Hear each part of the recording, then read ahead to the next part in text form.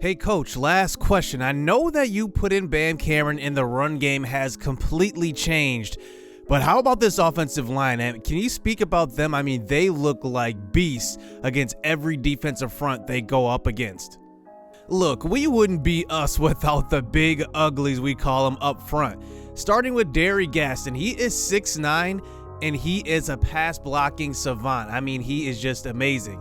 Then we look at left guard, Eric Shedd, the freshman. He doesn't play like a freshman. I mean, he is opening up holes that, anybody can run through. He's only 70 overall. I mean, it's just amazing to see him. Now, Jeremy Hawkins is a senior. He's going to be tough to replace. He is the smartest guy on the offensive line, 99 awareness. He definitely is the leader of this line, and really, I think that, I'm going to have a hard time replacing him. It's always hard to replace guys, especially when they're leaders. Frank Duncan, remember, he was a transfer a while ago, but this guy is having an amazing season, only giving up 2 sacks. Last year, he gave up 3 and giving up less than 7 in his whole career. I mean, his pass blocking is amazing, and that's very, very rare at the guard position. And then don't get me started on the true freshman Rudolph Guzman. I mean, he is huge, 6'6", 323, only giving up 4 sacks, and that's tough because a lot of times D'Alberto and even Marcus Smith, they roll out to the right quite a bit. So only to giving up 4 sacks versus the teams we're playing is amazing. But let's not forget about Bryce Greer. I consider him an offensive lineman as well, even though he is a tight end. His numbers have dipped as far as receiving wise, but he is doing a lot more in the running game, pass blocking as well when he needs to. I mean, he is the complete package. And even though he's not having the great year stat wise, NFL scouts have noticed. Yo, what's good, YouTube? This is Jake from TNJ, and welcome back to the Whitetails Dynasty, as we are now 7-0 and the #1 ranked team in the nation, as we did jump Auburn after that impressive victory last week. And look at Pittsburgh. They are actually 4-3. And all of their losses have come within 7 points. So this is going to be an interesting game. They come into this game ranked in the top 25 once again. So another top 25 team we will face here in this season.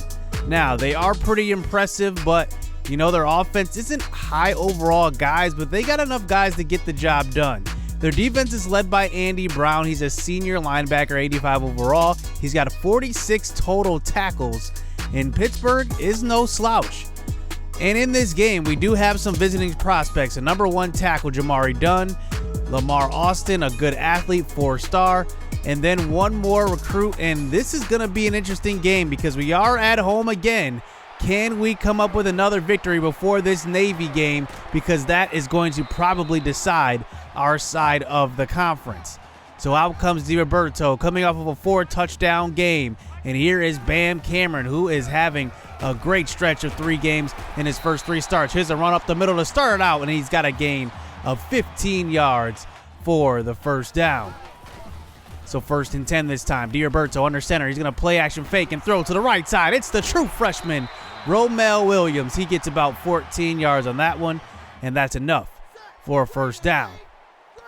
So now we get it past the 50-yard line to about the 47 from the shotgun. D'Alberto has time. He's going to try to roll out to the right and throw it that way, and he will throw it at the feet of Francis Smith.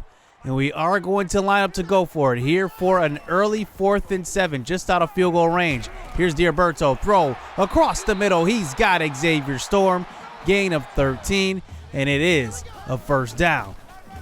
So 1st and 10, here's another handoff up the middle. That's Bam again. And every time he gets a carry, it seems like he's going forward.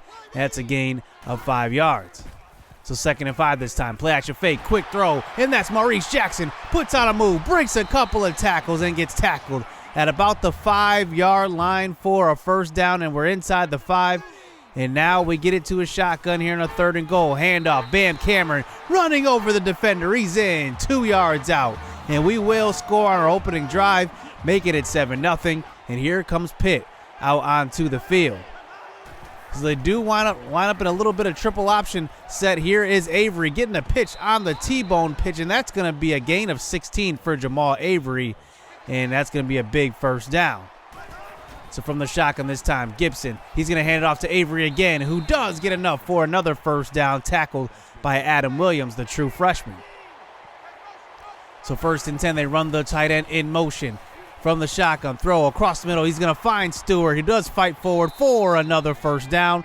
That's 3 plays, 3 first downs for this Pittsburgh offense.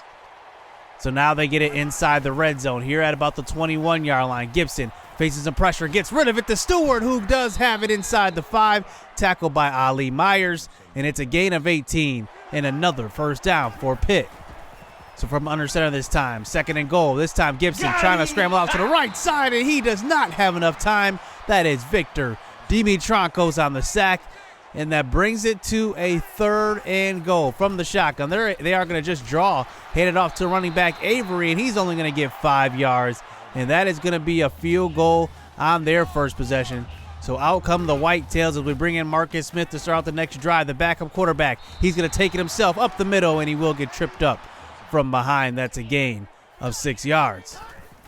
So now we eventually get into a 3rd and 4. Diroberto throws to the left side, and he's open. That's Maurice highlights Jackson. Gain of 13 and a first down. So 1st and 10 to start the 2nd quarter. Trips to the left side. We throw to the right, though. Francis Smith puts on a move, and he is going to get to the outside and tripped up from behind. Gain of 18 for the 6'5 senior, and it's a first down. So another first down throw to the right side. Marquise Moore, the high school quarterback turned receiver. Gain of 13. And now we're inside the red zone once again. These 2 drives have seemed pretty easy. Handoff, Bam Cameron. Great blocking at the 2nd level. And look at him getting inside the 5, gain of 16 yards. We've never had more 10 or plus rushes in anybody's career. Anybody that we had at running back, they've never had this many 10-yard carries. I mean, this is just amazing. Here's another handoff. Bam, he's in. Touchdown. 2 yards out. And he's got his 2nd of the day, and it's 14-3 here to start this game at home. So here comes Gibson under center this time. Play action fake. He's got all day to throw. He throws across the middle. He's got his tight end pool, and that's a gain of 29. We got to stop this offense too. Gibson's 4 for 4. So 1st and 10 this time. Running a blitz. This time it's Justin Royal around the edge, and the safety does get the sack. That's a loss of 4 yards. So they do get a couple back on 2nd down. Here bringing it to a 3rd and 11. Throw deep, and it's going to be almost picked off, and Coco Bamaye had his back turned. Luckily, Ali Myers is there for the deflection, and we do get the punt here. So now we get the ball back with 4 minutes left here in the first half. Maurice Jackson's open again. Gain of 13. He's been busy in the first half. He's got 3 receptions for about 50 yards. So from the shotgun, quick throw to left side. It's the tight end Price Greer, the junior, and he does fight forward for a gain of 18. And that's a first down there for Price Greer. And now that brings it to a 1st and 10 inside of 3 minutes. Throw to the right side. It's Marquise Moore again. And it's caught for a gain of 18. And it's a first down. That's an interesting throw. That was almost picked off. And now that brings it to a 2nd down. Here's a quick throw to the right side. It's Storm. He's got 13 yards. And then it eventually brings it to a 3rd and 2 as his clock winds down inside of 2 minutes. Cameron, counterplay, makes a man miss and does get to the first down marker. It's a gain of 6. Our offense is clicking on all cylinders. So 1st and 10 now. 1:10 left here in the 2nd quarter. Here's a handoff. Van Cameron throws off a defender. He's in. Touchdown. Look at this run. He's got all the power. He's got the shiftiness. I've never seen this before. Look at this. Watch. He switches hands and throws a stiff arm right there and just throws him off. This guy is 5'6". Just remember that. I mean, this guy is just amazing. 3 touchdowns in the first half, and now Pittsburgh takes back over. The first throw out to the right side. It's picked off. It's Coco Bamaye. He's going to take it back for 6. Touchdown for Coco Bamaye, this junior.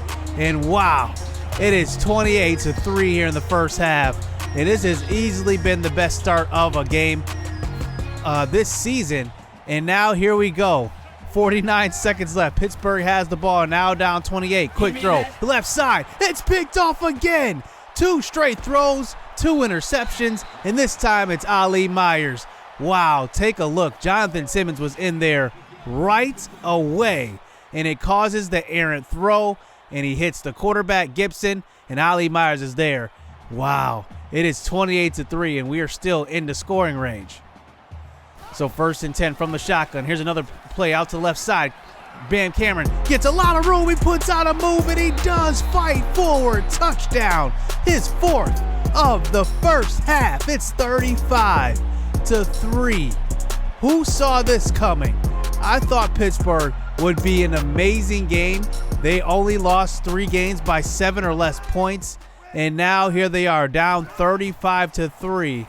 Now with 10 seconds left, here's a throw across the middle, and that's Adrian Poole, the tight end. But now they're down by a whole lot. They just got to air the ball out the rest of the game. So here's the last play of the first half. They're just going to chuck this one deep, and it's going to be caught by Kearney in the end zone for the touchdown. This has just been a weird game. A pick 6, 2 interceptions on 2 plays, and then a Hail Mary before half. It's 35-10. I did not see this coming at all. The Whitetails are in control.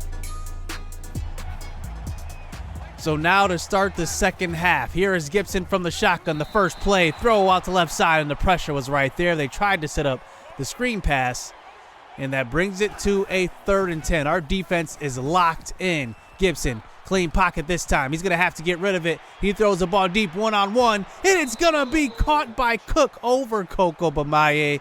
And this one involves a little bit of luck. That's 2 big passes that were just thrown up for grabs, and it ends up being a 50-yard gain. But on the next play, throw to the right side. It's picked off. Marquise Dorsey the other way, and he's going to take it. It's a touchdown. Oh, my goodness. 3 interceptions, 2 pick 6s. It's 42-10. Both of our starting cornerbacks on the outside both get pick 6s. This is a dream come true for any defense. I mean, this is just straight domination here, as Pittsburgh seems like they just have not shown up this game. They did not show up ready to play. Here's a first down play, and Anderson Reed comes around the edge. Another sack, as now Pittsburgh comes back out on a 3rd and 13. We're sending another blitz. Throw to left side. It's Avery, who throws off a defender but can't get back to the first down marker. And there it is, another punt. And now we have possession right back, up 42-10. Here's D'Alberto this time, scrambling out to the right side. He throws on the run, and he's going to find Maurice Jackson, gain of 30.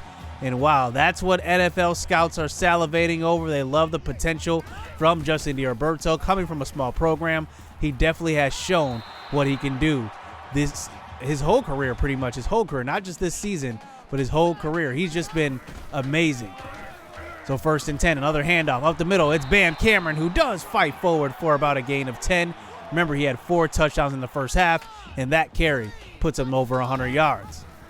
So 1st and 10, running the option to the left side. Here's Marcus Smith in the game, but he pitches it, and it's going to be coughed up. Moody picks it up, and he almost takes it the distance.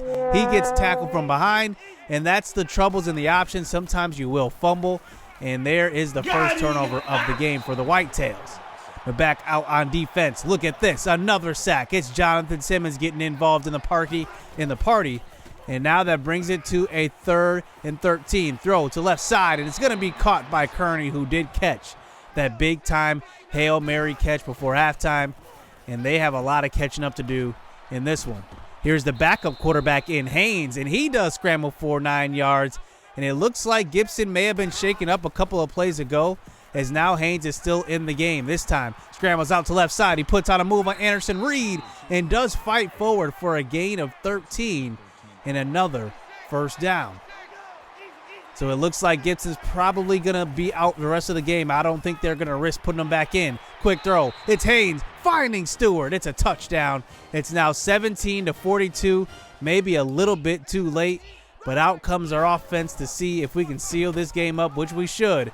We're just going to run the ball here to end the game. Here's Bam Cameron with the handoff, and that's 11 yards. He's got 116 yards in this game.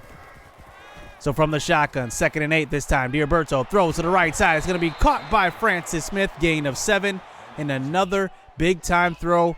And we get it to about the 42-yard line here for a 3rd and 1. Here's a counter play. Another big run. It's Bam Cameron, 10 yards, and another first down run. as nobody can stop Bam so far this year. He has definitely shown what he can do. His lowest rushing total is 94. I mean, that's the type of season he's having ever since he got the start.